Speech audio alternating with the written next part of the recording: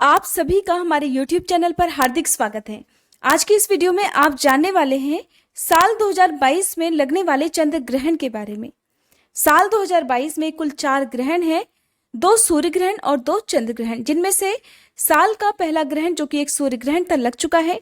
अब साल का दूसरा ग्रहण जो कि एक चंद्र ग्रहण है, 16 मई सोमवार के दिन वैशाख पूर्णिमा जिस दिन है, इस दिन लगने जा रहा है। क्योंकि वैशाख पूर्णिमा का दिन है, हिंदू धार्मिक मान्यताओं के अनुसार पूर्णिमा की तिथि चंद्र देवता को समर्पित होती है। अब ऐसे में पूर्णिमा के दिन ही साल का पहला चंद्र ग्रहण लगने जा रहा है, तो पूजा करनी चाहिए या नहीं करनी चाहिए? क्या इस दिन चंद्र देवता के दर्शन करने चाहिए? साल का पहला चंद्र ग्रहण क्योंकि पूर्ण चंद्र ग्रहण रहने वाला है, जिसे लूनार एक्लिप्स के नाम से भी जानते हैं। और जब पूर्ण चंद्र ग्रहण होता है तो उस समय चंद्रमा एकदम लाल रंग का दिखाई देता है। लाल रंग का दिखाई देने के कारण इसे ब्लड मून भी कहा जाता है। ऐसे में साल का जो पहला चंद्र ग्रहण है वो हमारे देश में दिखाई देगा या नहीं दिखाई देगा, इस बारे में जानने से पहले जान लीजिए इसके समय के बारे में। साल 2022 में लगने वाला पहला चंद्र ग्रहण 16 मई सोमवार को सुबह 7:58 से लगेगा।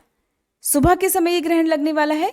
आप सभी ध्यान से सुनिएगा, क्योंकि सुबह के समय ये ग्रहण लगेगा और समाप्त होगा 11:25 पर। सुबह में ही 11:25 पर ये ग्रहण समाप्त भी हो जाएगा, यानी कि दिन के समय लगकर दिन के समय ही ये समाप्त होने वाला है। बहुत कम समय तक लगने वाला है, लेकिन जितनी देर तक भी इसकी समय की अवधि है ये भारतीय समयानुसार है, यानी कि जो हमारे भारत में समय है उसके अनुसार ये इस समय यहाँ लगेगा, लेकिन विदेशों में इसका समय अलग रहेगा।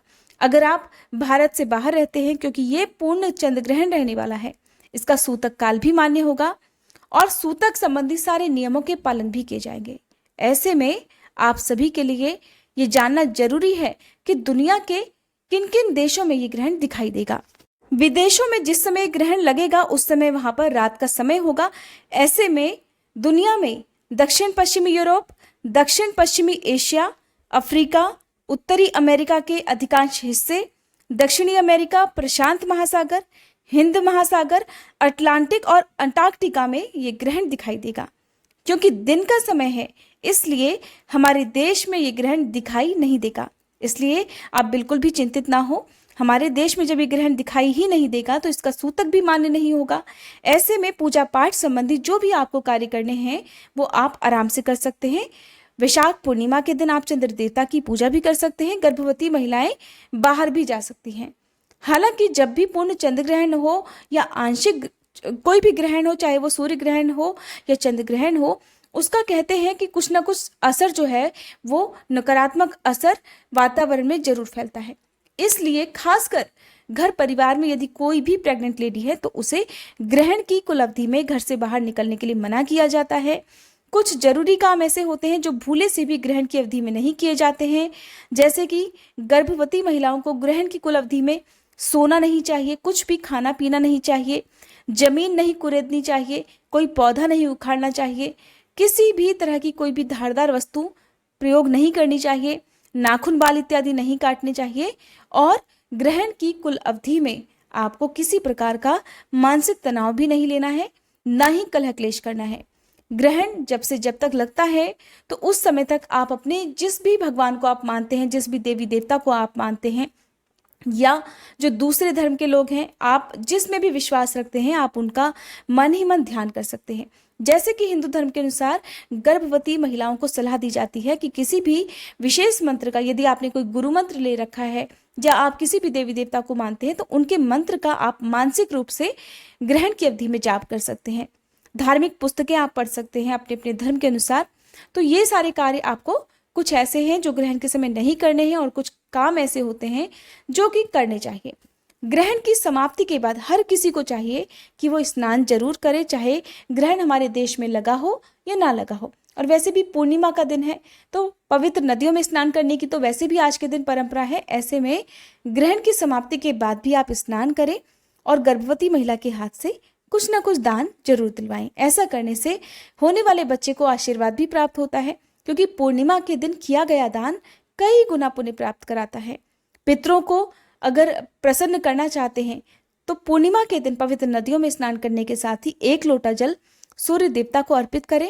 फिर पितरों के नाम से आज के दिन कुछ भी वस्तु का आप दान कर सकते हैं।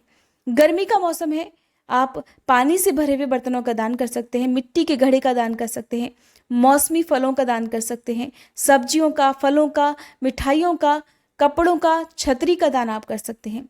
जो भी दान आप करें किसी जरूरतमंद व्यक्ति को करें। ऐसा करने से जो दान लेने वाला व्यक्ति होगा उसकी जो दुआएं आपको मिलेंगी, जो उसका आशीर्वाद आपको मिलेगा, उससे आपका जीवन धन्य हो जाएगा, आपको अपार खुशियां मिलेंगी।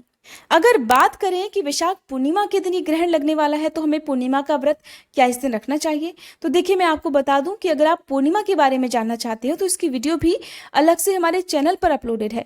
पूर्णिमा की, चाहे वो पूर्णिमा की व्रत कथा हो या सत्यनारायण भगवान की कथा हो, इसकी वीडियो भी हमारे चैनल पर पहले से ही अपलोडेड है। तो पूर्णिमा का व्रत जो है वो इस बार 15 मई रविवार के दिन रखा जाएगा। ऐसे में आप अगले दिन यानी कि जिस दिन ग्रहण लगेगा उस दिन आप केवल स्नान दान कर सकते हैं, क्योंकि इस दिन जल्दी ही पूर्णिमा की तिथि समाप्त हो जाएगी और पूर्णिमा का व्रत हमेशा उस तिथि को रखा जाता है जिस तिथि में आपको चंद्रोदय का समय भी प्राप्त होता हो। ये थी आज की वीडियो। उम्मीद करती हूँ जानकारी आपको पसंद आई होगी। आगे आने वाली वीडियोस में आप चंद्र ग्रहण से जुड़ी कुछ और जानकारी भी जरूर प्राप्त करेंगे, जिसमें आपको कुछ नियमों के बारे में बताया जाएगा, कुछ उपायों के बारे में बताया जाएगा कि यदि ग्रहण की अवधि में कोई गर्भवती महिला घर से बाहर जाना चाहे या घर पर भी अगर आपके बड़े बुजुर्ग सूतक के नियमों का पालन करने के लिए कहते हैं तब आपको क्या करना चाहिए। जानकारी अगर अच्छी लगी हो तो वीडियो को लाइक, शेयर, चैनल को सब्सक्राइब करना मत भूलिएगा।